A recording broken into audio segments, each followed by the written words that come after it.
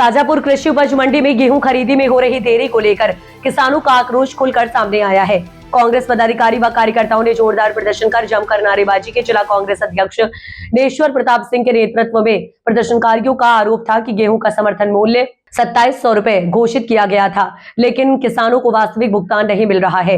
इसको लेकर किसानों में भारी नाराजगी है। मौके पर पहुंचे प्रशासनिक अधिकारियों ने प्रदर्शनकारियों को समझाइश देते हुए तय समय सीमा में गेहूं खरीदी कराने का आश्वासन दिया। किसानों के सम्मान में कांग्रेस मैदान में, किसानों के सम्मान में कांग्रेस मैदान में। काम में सरकार तक आम जनता की आवाज़ पहुंचाना। जैसे ही सिलेंडर की समस्या आई, हमने पुरजोर तरीके से जिले में हर हाट में जाके आम जनता के बीच विरोध प्रदर्शन करा, उनमें संदेश पहुंचा। इसका ये परिणाम था कि यहाँ जो 1500 रुपये में लोग सिलेंडर दे रहे थे, तो दबाव था कि उनको विधिवत बुकिंग करके सिलेंडर देना पड़ा।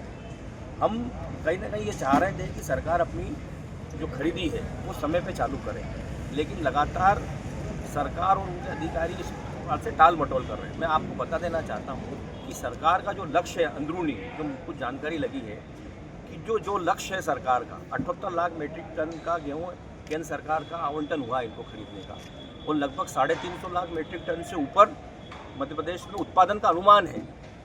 तो उसके बाद ये खरीदी नहीं कर पाएंगे। ये चाह रहे हैं कि किसी भी प्रकार से इसको डिलेट कर दिया जाए, कैसा भी बहाना। अब आप समझो कि मध्य प्रदेश और राजस्थान में सरकार भारतीय जनता पार्टी की है, एक ही सीमा लगी हुई है। वहाँ खरीदी 10 तारीख से चालू होनी थी, उन्होंने 14 तारीख को खरीदी चालू कर दी। वहाँ बोनस भी ज़्यादा दे रहे हैं। भाई वहाँ युद्ध का प्रभाव नहीं है, मध्य प्रदेश में युद्ध का प्रभाव हुआ, ये बहाने की बात है। अभी भी अब ये 10 तारीख का कह रहे हैं, 10 तारीख से हम खरीदी चालू कर देंगे। इनके पास मात्र 25% खरीदी ये कर पाएंगे। ये कैसे भी कैसे उल बहाने करके ये चाह रहे हैं कि किसान मजबूरी में अपना, उसको ज़रूरत है, उसको शादी करना है, रिश्तेदारियों का काम काज है, मान है, बहुत सारे काम है, तो मजबूरी में। आज आपने देख ही लिया लाइव कि भाई 2100, 2200 और 1100 रुपये तक भी मंडी बिकी।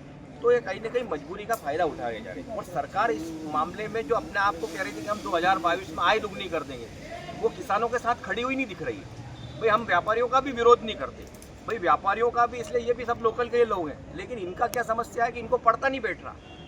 भाई कहीं ना कहीं मार्केट में उछाल नहीं है, और जब ये अगर समर्थन मूल्य पे खरीदी होती तो निश्चय ही 2700 से ऊपर बिकते गेहूँ यहाँ पर। तो ये गलती कुल मिलाकर प्रशासन की गलती है। तो कांग्रेस लगातार इन मुद्दों को लेकर आगे भी आंदोलन करेगी, और निश्चय ही हम, अगर ये सुधार नहीं होता है मंडियों में, तो हम निश्चय ही यहाँ जाम लगाएंगे और बंद करेंगे हाईवे को एक दिन। चाहे हमारे को इसके लिए कांग्रेस पार्टी के एक एक नेता को जेल में जाना पड़े तो कोई समस्या नहीं। भाई साहब, मैं आपको शाजापुर के अपने जलोदा के प्रेम सिंह जी, ये आप अपनी समस्या बताएंगे कि आप इनको आज खरीदी चालू नहीं होने के बावजूद आज मजबूरी में गेहूं किस प्रकार बेचना पड़े, आप बताइए। पैसे की जरूरत के वास्ते किसानों के मुद्दे को लेकर भाई किस चीज़ को लेकर आपकी समस्या आ गई? कर्जा लेना है, दुकान वालों को पैसा देना है, ब्याह शादी है। ये खरीदी 15 दिन पहले शुरू होनी चाहिए, लेकिन नहीं होनी चाहिए।